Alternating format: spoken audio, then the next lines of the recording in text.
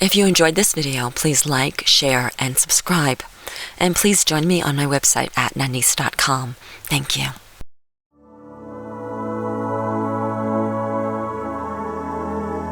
It's your time for Chai with Nanice.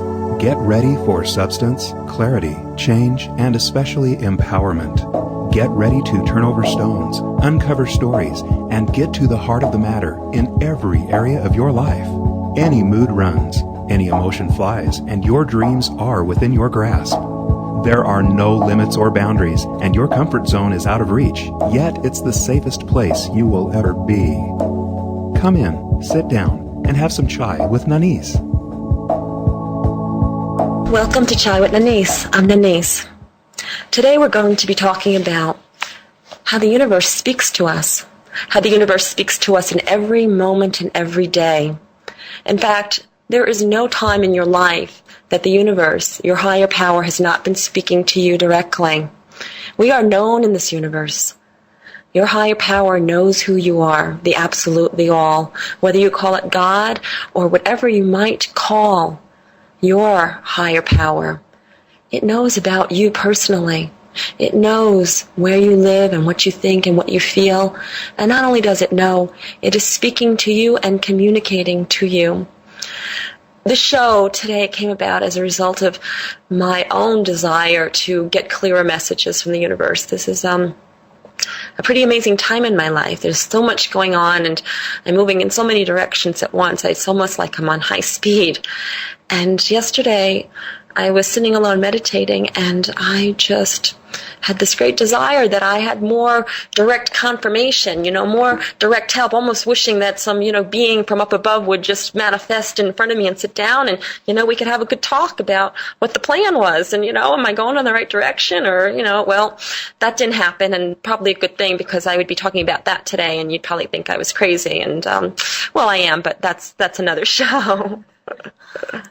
But what did happen is this morning when I woke up, I begin to notice even more of how the universe is speaking to me. I mean, normally I'm pretty good. I notice things. I can't knock myself for that. But today, either the universe was speaking much louder or I was listening much better, or a combination of the two. And a series of things happened this morning that made it so clear that, yes, I am on track and the universe is right there speaking to me. But one of my favorite things that happened is I was coming home today. It was about 11 o'clock in the morning here in Salt Lake City, Utah Mountain Standard Time. And I was coming up the hill. We had a beautiful snow over the weekend. And it was really the first big snow of the winter, even though it's not technically winter yet. And it just took my breath away. And almost as if I was speaking to the mountains and to the snow and to nature, I said, "Oh, you are so beautiful." And just then, I felt my phone go off, and it was vibrating, and I generally keep my phone in the top of my bra, so when it vibrates, I know it right away. And so, once I felt it vibrated, I pulled it out, and it's the kind of phone, it's a wannabe iPhone, and I basically have to press about 5 different buttons in order to see a text message or who is called. But for some reason, this time when I pulled it out, there was already a message appearing on the screen, except it wasn't a message that just came in. It was a message that I had received weeks ago, hundreds and hundreds of messages ago. And the message said, and this is all it said, "Thank you." So here I am driving up the mountain, looking at these beautiful snow-covered mountains, saying, "Wow, you are so beautiful." Suddenly, zzz, pull out my phone, and it says, "Thank you." And I just burst into giddy laughter, truly. Now, you could say that's a coincidence, and you could say, oh, that's cute, but yeah, so what? But the truth is, the universe finds all different ways to speak with us. And in that moment, the universe responded to me in the best and easiest way it could by selecting an old text message and playing it for me just at that moment. The synchronicity, boy, did that ring true. Excuse the pun. And so knowing that April and I were doing the show today, and we always wait to the last minute to plan the theme. I came back home and I told her about this story and other synchronicities that had happened over the past couple of hours. And she said, "Wow, Nini," she goes, "I think we should do the show on that." And I was being a little dense. I said, "On what?" and she said, on how the universe speaks to us. And as soon as she said that, I knew that was true.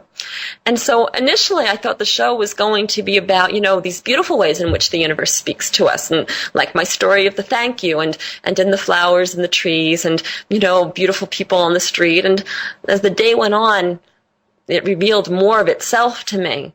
And it turns out what we're really talking about today is how the universe speaks to us, but not just in these beautiful synchronistic ways, but in ways that are sometimes designed more to get our attention, to wake us up, to show us something, to help us grow. I truly do believe with every cell in my body that everything that happens in our lives, every moment of our lives, is conspiring on our behalf to wake us up and lead us to our most desired and perfect, most love-filled life. Today, I invite you to examine that belief as well. And if it fits, try it on. And if it doesn't fit, maybe you can find an even better one. So, my guest today, my beautiful daughter-in-law, April Perry, who is very, very pregnant at the moment. I think we'll get through the show without her having the baby, but no guarantees. But she has agreed to stay for the whole show. So if she does begin to go into labor, we will continue the show, no problems. Is that right, April? Sure. Yeah. We will deliver the baby live on the... No, I'm just kidding. She's looking at me now. She's like, I wouldn't put anything past you, Nanice. Yeah. I don't think it'll be that quick. Okay. It's her first. We also have Janeen on the phone today, and on the line today. And Janeen, I have to tell a little bit story about you, Janeen. And Janeen, I met a few months ago on my way to Burning Man. And for those of you who listen to the show regularly, Burning Man is this extraordinary experience that goes on in the desert every year where an entire city is put together and works together, and there's no money exchanged. Everything is gifts, and it's just an amazing experience. And I was there for my first time. Well, on my way driving there, I was driving with a friend, and we stopped to get lunch, and we were going to go to Pizza Hut, but they weren't open yet, and we didn't want to wait the 4.5 minutes until they opened, so we decided to go down the street to Subway. And as we were waiting in line for Subway, this glorious creature walked in the door with hair, blonde, golden, curly hair down to her waist, and the bluest eyes I've ever seen. And I knew she was special. And so as she and her boyfriend got behind us in line, we started speaking, made an amazing connection, had lunch together, and a couple of days later, she came to stay with us at our camp at Burning Man. Just to add a little synchronicity there, on her way to Burning Man, there was an incredible RV that had all painted up, and she noticed it and had stopped and wrote something on the side of it in its dust. What did you write, Janeen? I wrote, I love your mobile vehicle. See you at Burning Man. Having no idea that this was one of my friends staying at our camp. And so when she came to visit me at our camp, there was that same RV. No coincidence. I should mention there's about 40,000 people who went this year to Burning Man. So Janeen and her boyfriend, who were traveling cross country, came to Salt Lake City to stay for a while. And Janeen started working with me and for a couple of days a week. It's turned into pretty much of a full-time position, and she's also one of my students in the Echo Spiritual Coaching School Institute for Women. So she's been my left hand and my right hand, and just an amazing person on an amazing journey. And I invited her on the show today because her story, her recent story about what happened a couple of days ago, and April's story, which also happened a couple of days ago, has a great message. And in a moment, I'm going to ask them both to share their stories, and you'll see exactly what I mean. And April's also part of the coaching school, too. And one more little thing that I should mention. You're following all the synchronicities here because there will be a test at the end of the show. So Janeen and April were supposed to sit down on Thursday night. It was a Thursday night, and do an assignment for the coaching school. And the assignment was about clean and clear consciousness. And that what that means is just really becoming aware of what's going on in your life and in your mind, and clearing your mind of issues and negative self-talk and, all those things that, rub you the wrong way. So it was becoming aware of that. Well, a couple of things happened that they actually didn't physically get together. However, the universe made sure that they both experienced the lesson personally in their own individual ways. And of course, we didn't realize this until today. And so I'm gonna let April start and share her story here. Okay. So my part of the story began about Thursday around 2 o'clock, Mountain Standard Time in Salt Lake. And what happened is I was actually going to pick up Nanice's son from school. He was sick, and so I was on my way. And as I was driving, I was so used to driving to the post office because I drive to the post office every day to drop off different things for the publishing company. And so without even thinking, I drove straight to the post office, and then realizing, I need to go pick up Clay from school. So went around a different way. And so here I am in this residential area, just a small little residential intersection, 4-way stop. And I stop, proceed to go, see a couple cars, heading into the direction to the stop sign, hadn't made it there, so proceeded to go, when this car decided not to stop at the stop sign and was turning right and crashed right into me. And so as I'm sitting side of the road, just really panic-stricken, because here I am, 9 months pregnant, hit, pretty decently. I mean, it was just jarring enough. Just really terrified of what that could mean, and so much, and due to the baby and me, and I was worrying about the car, if it was even drivable, and different things like that. It was my car, I should mention. And this gentleman comes up to the window, and I said, okay, obviously I'm very, very, very pregnant here. Told him, I was 9 months pregnant, and we needed to call the police, and he kept saying no, he didn't want to call the police. And that moment, just having my phone in the hand, trying to figure out what to do, he gave me, his name and phone number, and said, here's my information, and then walked off. And I was just stunned, just completely stunned that he would just give me his name and phone number. I thought he gave me his insurance, but it wasn't even on there. And so I was in this place, do I call the police? I'm alone. I was trying to get a witness. No one would stop. And so here I am, completely alone in this car, very pregnant, very vulnerable, and feeling like this place of, what do I do? Yeah. And so I got out of the car. It looked like, the tire and everything was still in place and that I could drive it. Called my husband, Dustin, and he said, I'm only about a couple blocks from home, so just go ahead and make it home. Yeah. So that's what I did. And just as I got home, I was just so vulnerable and shooken up. I just still was in this place of, what was the best thing to do. And so I spent some time getting on the phone, with the insurance companies and everything else about the car, and they were deciding to get it towed, and spending a couple of hours just trying to get the situation taken care of, and still in the back of my mind worrying about the baby, knowing I needed to get to the hospital to get to the doctor. And so finally make it to the hospital, and was having contractions. Yeah. And they decided at the hospital to keep me overnight because they worried about my placenta, that it could be very dangerous. It could be really dangerous, and I could lose the baby. Basically, I could bleed and lose the baby, and so they wanted to keep me there. So if they had to, they could do a C-section or whatever they needed to do. So it was pretty serious. It was very serious. Yeah, it's pretty serious. And so they wanted to keep me there under constant. Right. And was having contractions for 12 hours. Yeah. After the accident. So now you're out of the hospital. You haven't had the baby yet, obviously, and we don't think you're going to have the baby on the show today. So I want to stop you right there. Is that okay? And then we're going to come back. Okay. Now, Janeen, would you share your story? And this is the same day, right? Mm-hmm. Okay. Awesome. Okay. So this is last Thursday. Yes. Okay. And my story started about 9 p.m. I was waiting for my boys.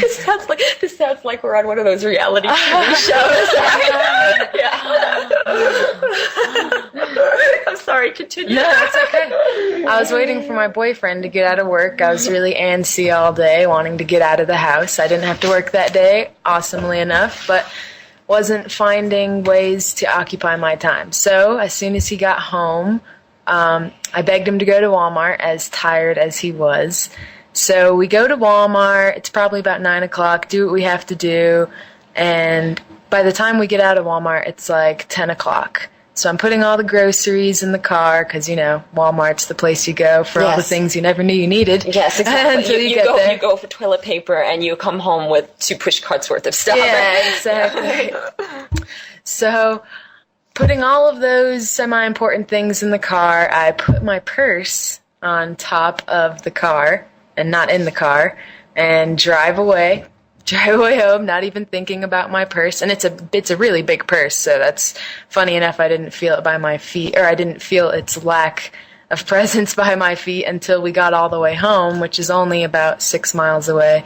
But anyway, so we drive back to Walmart, hoping that we might find it on the parking lot, but doubtful.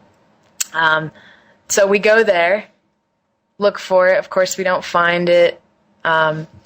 Go inside, ask customer service. Not really the best customer service at Walmart, so people kind of just laughed me off. And I'd say the most frustrating kind of like with April, it's the same thing. Somebody hits her in the car, and April failed to mention that the man who hit her was saying it was her fault. So yeah, and so and then no one's there to help her. So it's the same thing. So it's like something's happening to you, and you're like, "Help me!" Yeah, and no one's there to help you. And I'm feeling completely helpless. And that was the same night actually that April and I were supposed to have that meeting together, talking about conscious clearing. Right. Ironically enough. And I completely forgot to get in touch with her because of all that was happening. And I thought, well, she didn't call me either, so maybe something's going on for her too, So I text her the next day apologizing, like, oh, I forgot, maybe we can reschedule again. And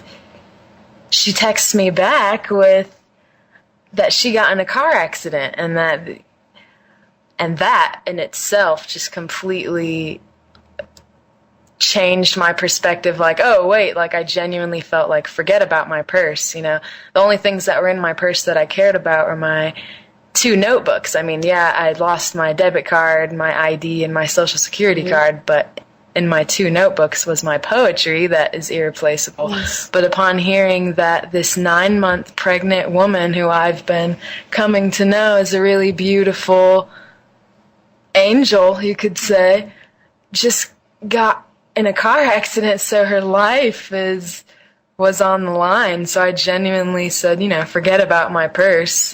Yeah. Even though days later I still went back and clung to the ideas of losing that, but just the coincidences. Yeah, no coincidences. It's all perfectly divine, even when it doesn't seem like that. I used to see my life in segments, and the segments looked something like this, and that was that there'll be clusters of time that seem like they were divinely united. Like, oh, this all fits together. This is all synchronistic. And, usually I defined those times when things were going really well for me, and I felt that the universe was supporting me in what I wanted. And then there were the other times, which was more frequent, and those times appeared to me as being disconnected and not part of the flow.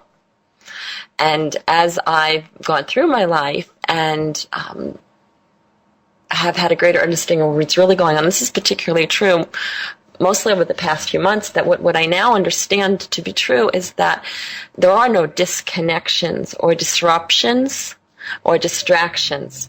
It's all one continuous moment. That it's not that some moments are divinely guided while other moments are not divinely guided, and God's remembered us on Tuesday but not on Wednesday or Thursday. It's not like that. What it is that we are remembered all the time.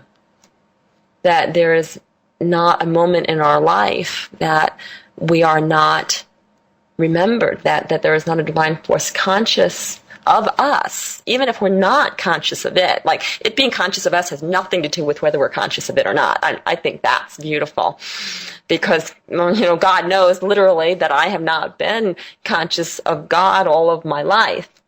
And although that is my intention now in my life, certainly, I forget, the dog poops in the middle of the living room and I step in it, and, as I'm hopping, to get to the bathroom, I end up hopping into another one because it wasn't never just one at a time, and then I remember, and then I remember, okay, there's no wrong moments. There's no moment that has not been divinely created just for me.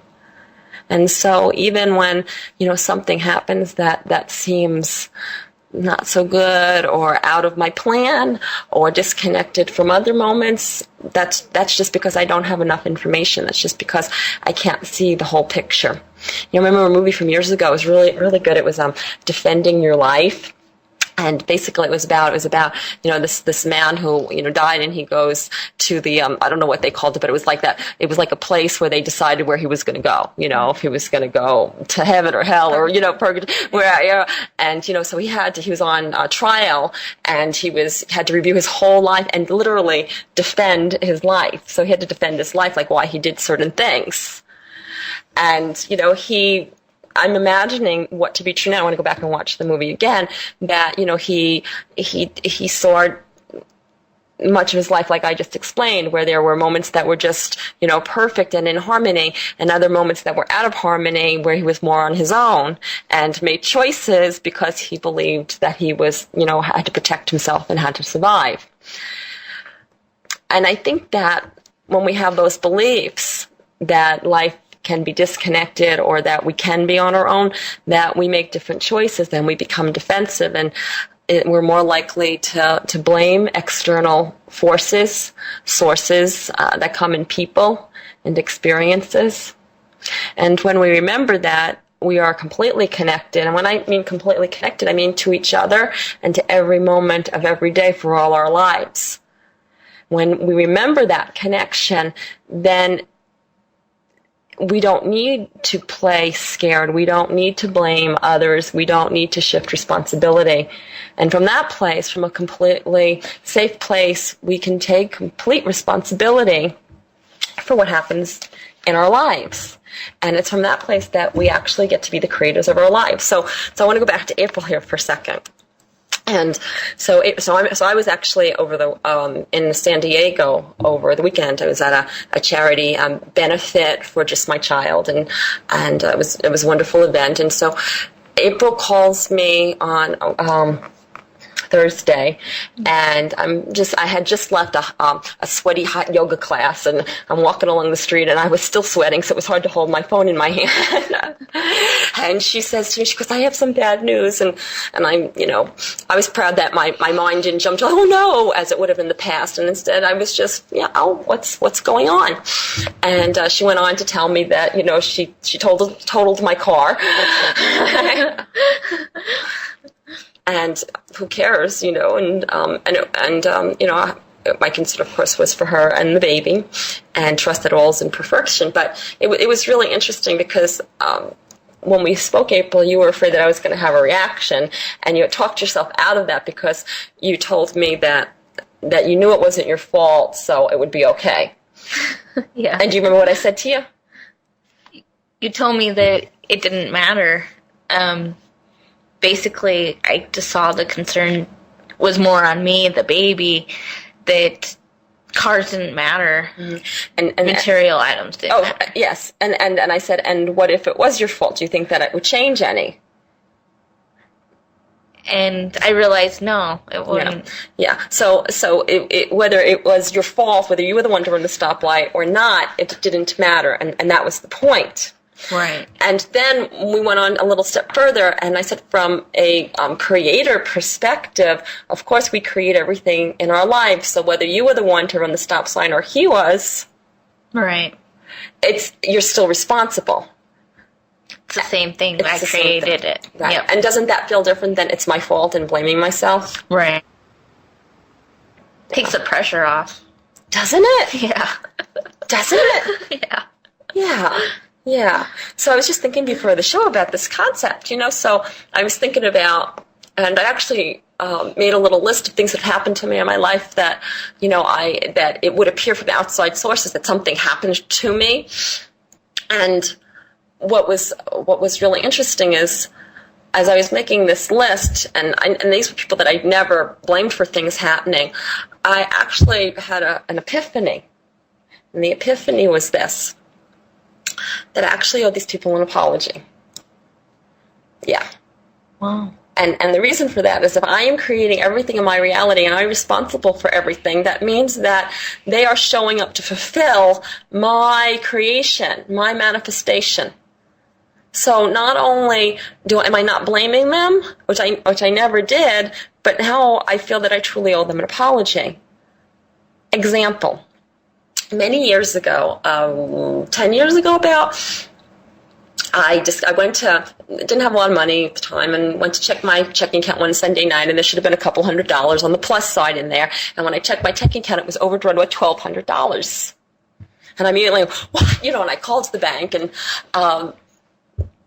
discovered that somebody, it took a little while to figure this out, but the end result was somebody broke into my mailbox and took a check that was supposed to go to the gas company and made checks based on that, okay, and drew $1,200 or more worth of checks. Okay?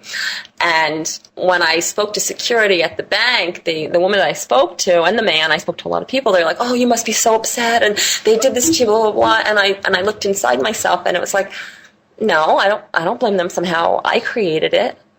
And they had, and she's like, well, I could understand if they went out and, bought food for their children or, coats for their children or something. But, I mean, we're looking at the bills here. They bought snowboards.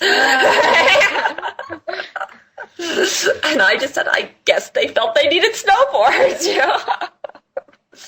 And I never had a reaction about it. I never did. It was fine. And now thinking back upon that and other situations similar to that, I'm sorry. I'm sorry that there was something in me that created that they showed up in my experience in order to express that for me. And I'll tell you that it takes this concept of letting go and forgiveness to a whole new level. Yeah. Can you feel that? I can feel that. Yeah. Yeah. Are you imagining saying that you're sorry to the man that hit you? What does that feel like?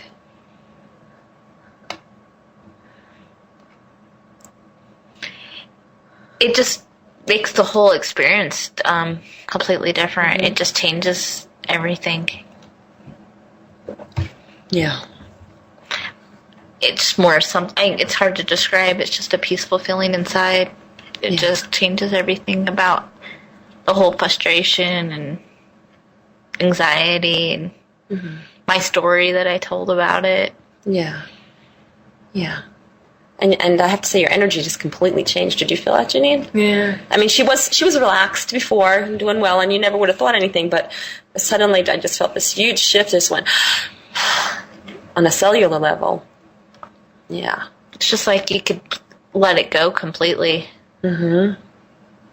Yeah. Yeah. Yeah. Wow. Yeah. Mm-hmm. Yeah. Yeah. What are you thinking now, Janeen? Well, I guess in this case, I'd have to think about how I should be apologizing to myself. Because I really set myself up for losing my poetry, because that's the main concern here, by attaching my identity to that, because it's something that because it's an artful expression, so therefore it is a part of me. And in relation to what April just went through, and I did feel that shift, it's inspirational to just kind of let go myself, especially after rolling around the idea of the law of attraction in my head for the past couple of weeks since I've seen the movie The Secret. Yes. And not, instead of thinking of my purse as gone and dreading all of these things that are going to happen afterwards and money to replace certain things and just angst for, the thought of losing my poetry. Now I'm looking at April and seeing how easy it was to forgive herself for, putting lives in danger instead of just losing clumsily an artful expression of a life, and the real message is that the life is what's worth. Yeah. Because you're still who you are, despite all experiences. Or what you lose. I think we're going through a time now collectively on this planet where things are breaking down. And they're breaking down so that we can discover ourselves without those things that we once attached our identities to. And it's been quite a process. I've spent a couple of years in this process of just really actively letting go and letting go and letting go and letting go and letting go. And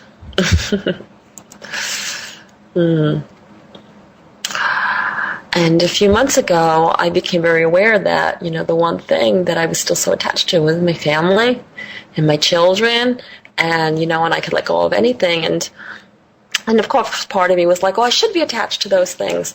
But I think that whenever we attach, and I'm not talking about loving somebody and wanting to be with somebody. I'm talking about when we attach our identity to someone or something, that it robs us of knowing ourselves. It takes our power away. It takes our power away to live the most powerful, passionate, and loving lives that we can. And so it's interesting because I became aware of this and really not even sure what I should do with it.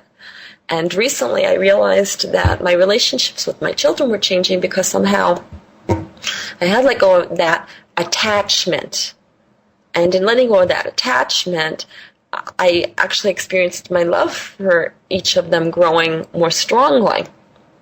And the last week, lots been going on for me lately, and I just finished a book, and at this point I'm really excited about that. I was going out of town, April's having the baby, and I'm just working on everything for the coaching school, which is a pilot project, and a million other things going on at the same time.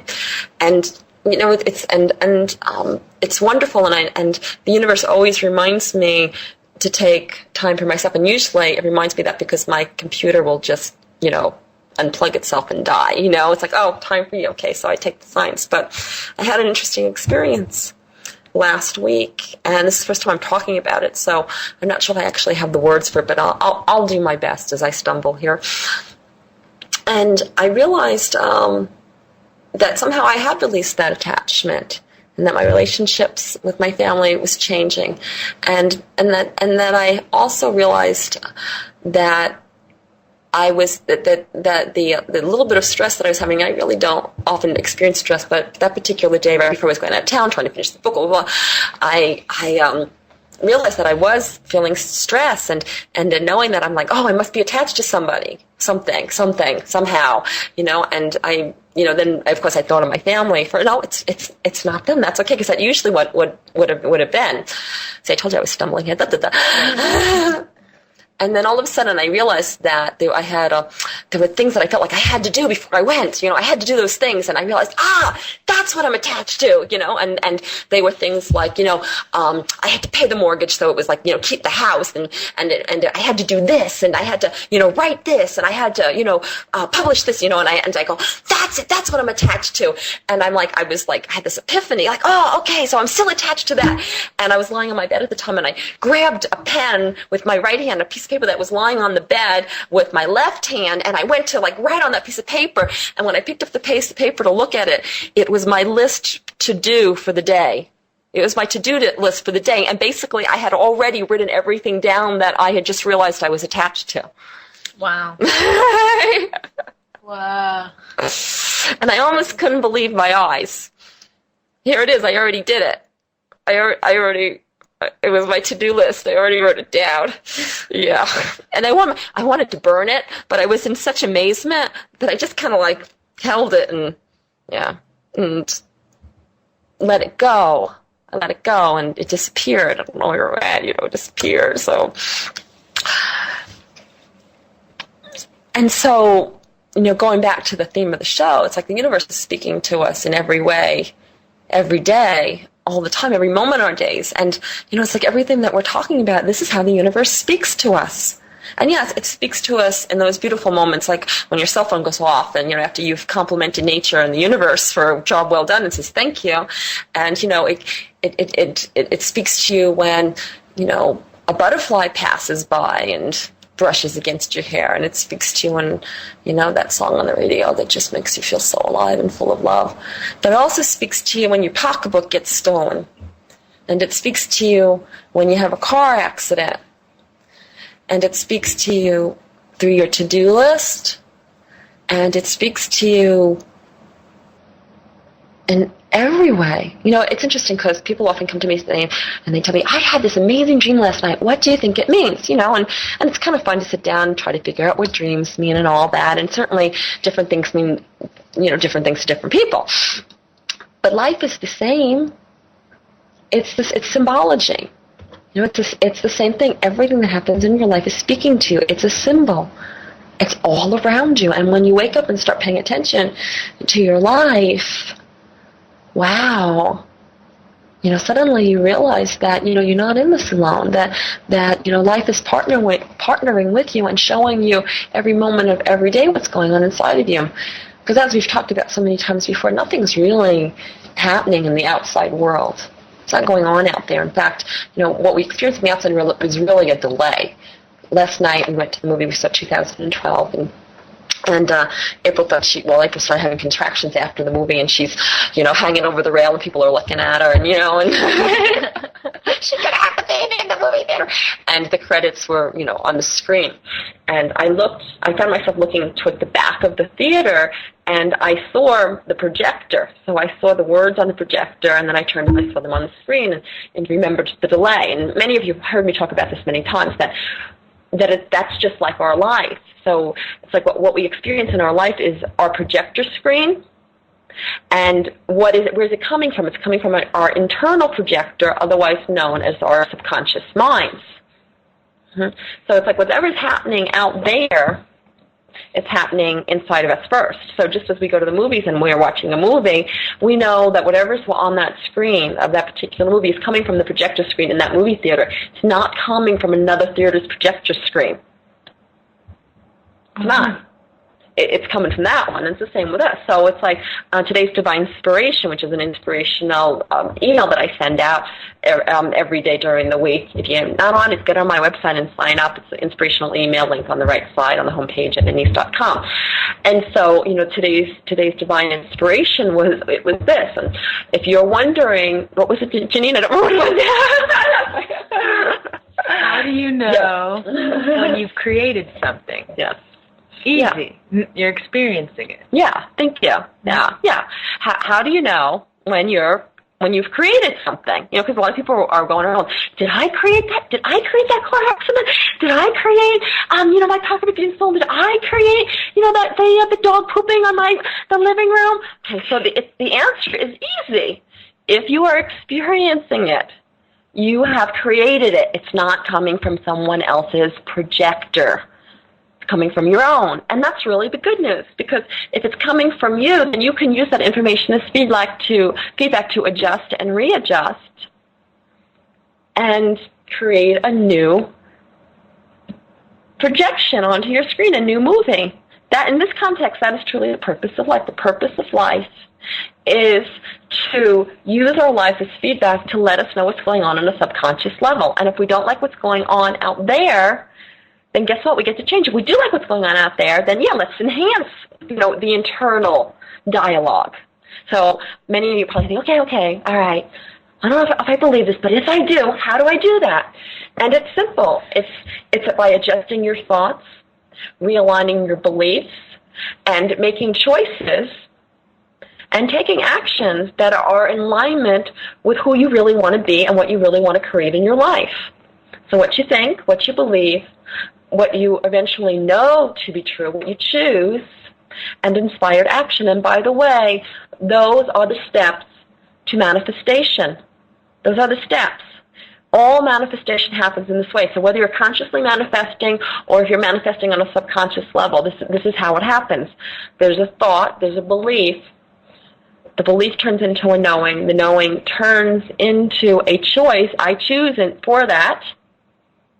And then finally, the choice needs inspired action. You take inspired action out in the world, and guess what? You've manifested the life that you want. This is how we consciously create. Now, when manifestation happens on an unconscious level, it looks a little bit different than that. The most important thing to know is that we get to choose and re-choose. So if you don't like what's going on in your life, you get to use it as feedback without judgment or blame, self-judgment, and you become responsible. Oh, I've created that. So it's kind of like, I have something on my website that's really cool. If you scroll to the bottom of the home page and click on the dream, and basically it's called The Dream, and it's about this man. And he goes to sleep one night, and he has a dream that his neighbor has done these horrible things to him. And in the dream, he's really mad. But he wakes up, and he remembers it's a dream, so, he doesn't go and yell at his neighbor. And the next night, the same thing happens. And in the dream, he doesn't remember his dreaming, and he's so mad that, he kills his neighbor in the dream. He wakes up, and none of that happens. And, and then, and then he has another dream, and it goes on like that. And you read it, it's really wonderful. But the point of the whole thing is that whatever happens in your dream, you're not blaming or accusing whoever has done it to you in your dream of doing this to you. So if you had a dream somebody stole your pocketbook, when you woke up, you wouldn't, go blame them because you had the dream, right? If you had a dream, a nighttime dream that somebody had ran into you and then blamed you for it and, took off, you wouldn't, wake up and say, oh, that's their fault because you had the dream. That would be really silly. Right. It'd be really silly to get up in the morning and say, I had a dream that my neighbor, graffitied my house, and I'm going to go talk to him right now. Or you call the police, I dreamt that my neighbor graffitied my house during the night. I mean, the police would laugh at you. So, ma'am, you had a dream? So your neighbor didn't actually do this. You had a dream. Well, yeah. I mean, it sounds ridiculous. But really, when we become conscious and understand how life works, it's the same thing. It's the same thing. So if I were to blame someone for doing something to me, like the person, who stole my checks and, bought a bunch of snowboards and all that, blah, blah, blah, it's the same thing. It's my dream. Why would I blame him? It's the same thing. Do you get that? Yeah. Yeah. Go ahead, Janeen. Oh, I was just going to say, because the way that you perceive it happening. Mm-hmm. Yes. Yeah.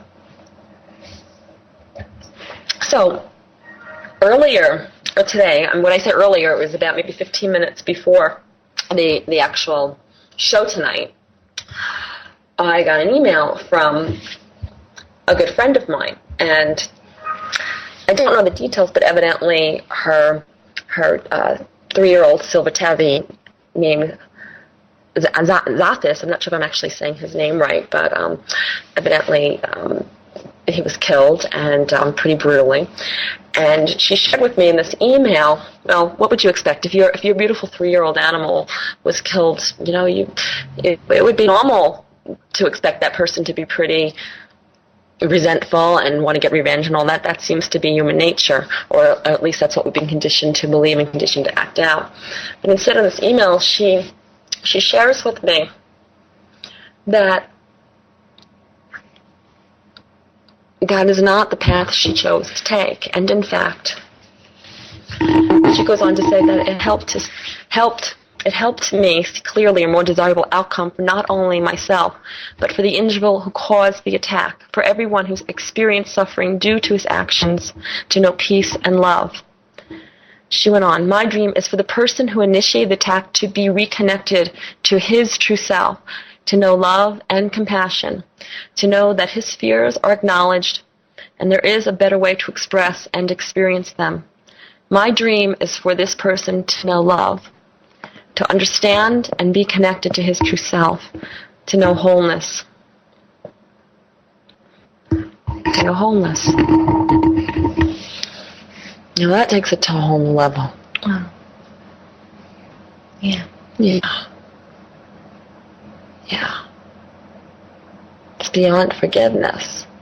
To create a whole new dream where nothing's being done to you. Not only is nothing being done to you, but you dream for the other person to refine themselves, to find love, to find wholeness. Because I'll tell you that when somebody does something to us, whether it's scream at us or steal from us, and whatever it might be, all they're doing is asking for love. They're just asking for love.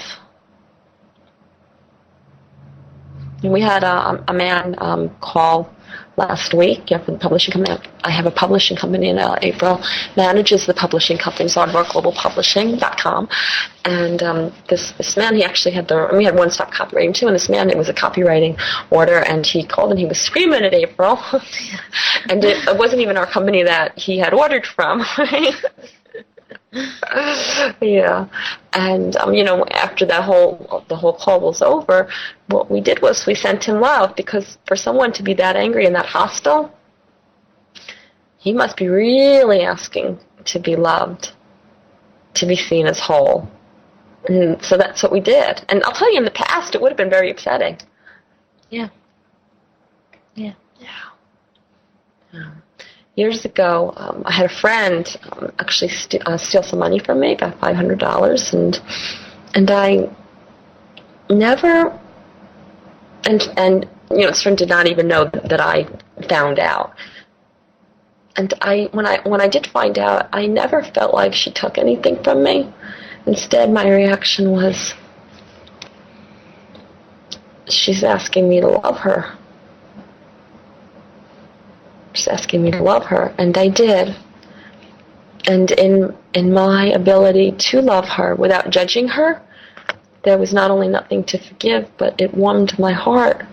To be able to show up as the person you know yourself to be, that's pretty remarkable. That's an opportunity. And the world is always giving us these opportunities, every moment of every day. Somebody cuts us off in traffic, gives us the finger. It happens in New York and California a lot, somebody cuts in front of us in the supermarket, somebody, going for that parking spot, and somebody beats you to it, when you've been waiting there for 15 minutes, and things happen all the time. We feel like someone's been taking from us, or someone's cheated us, or, somebody didn't do something right, or whatever it might be. We've been taken advantage of, we've been betrayed, we've been lied to, we've been this, we've been that. Stop. Because every time you accuse someone else of doing something to you, you're creating suffering within yourself. You can feel that, right? I mean, the idea like, somebody stole my pocketbook or somebody hit me, that causes suffering, does it not? Yeah, so if it causes suffering, you're on the wrong track.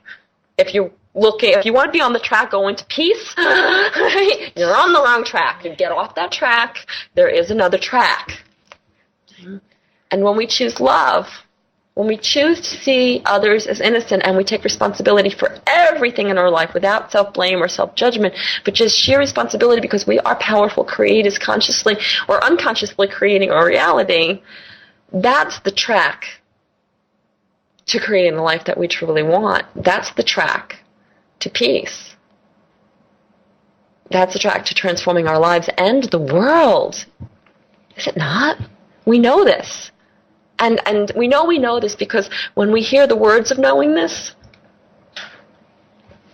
it resonates.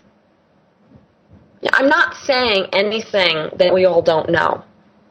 All I am is that little Post-it note on the refrigerator reminding you of who you really are, reminding you of the truth, reminding you of the truth that sets you free.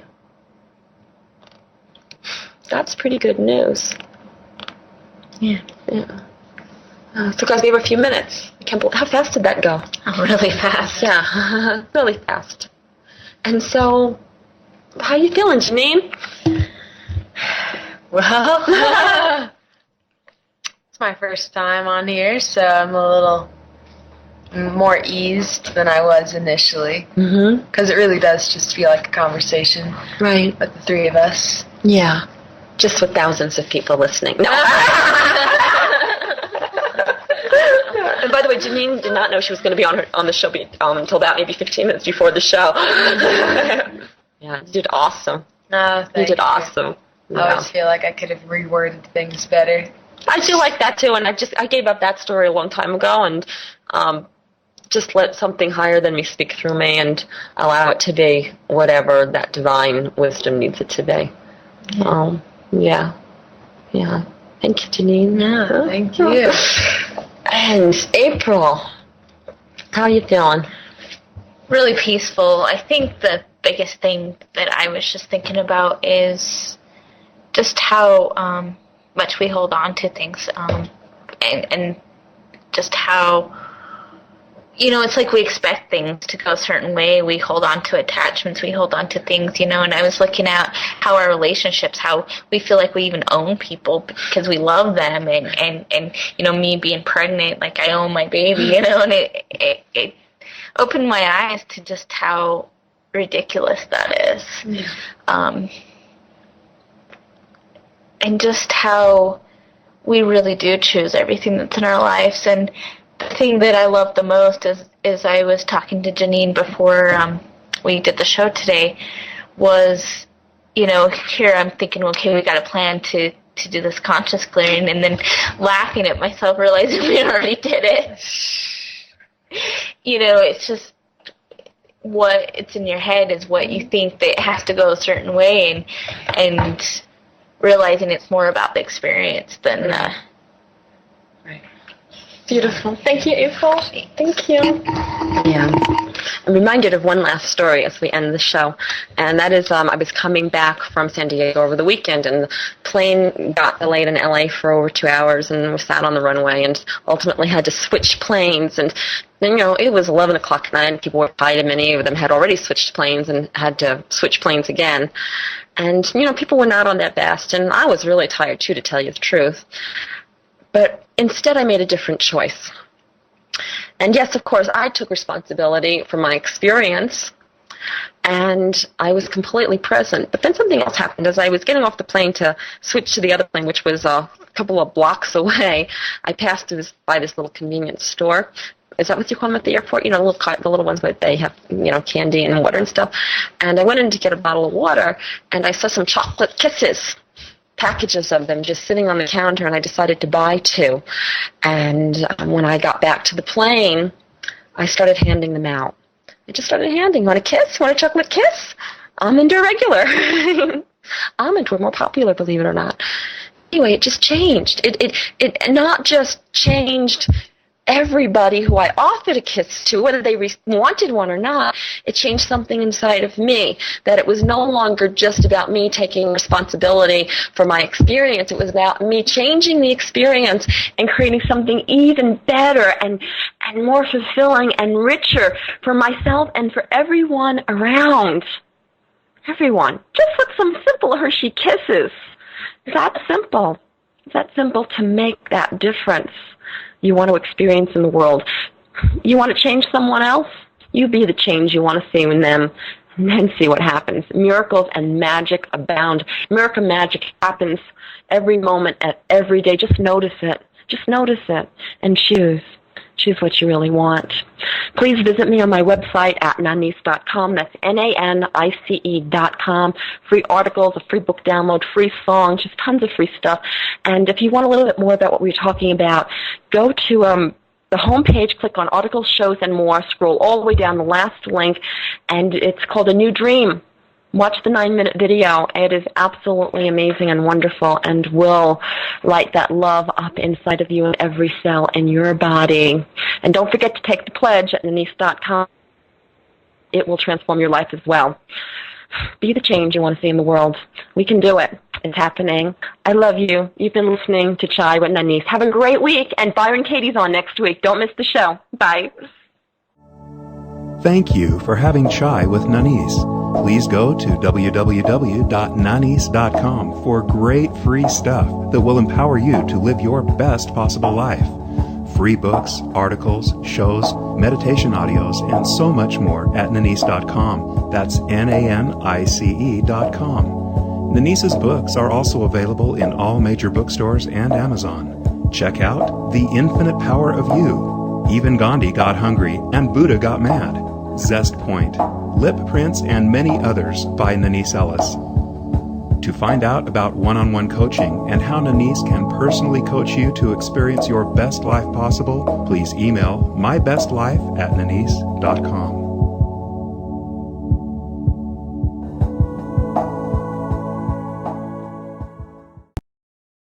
If you enjoyed this video, please like, share, and subscribe. And please join me on my website at nanice.com. That's Nanice.com. Thank you.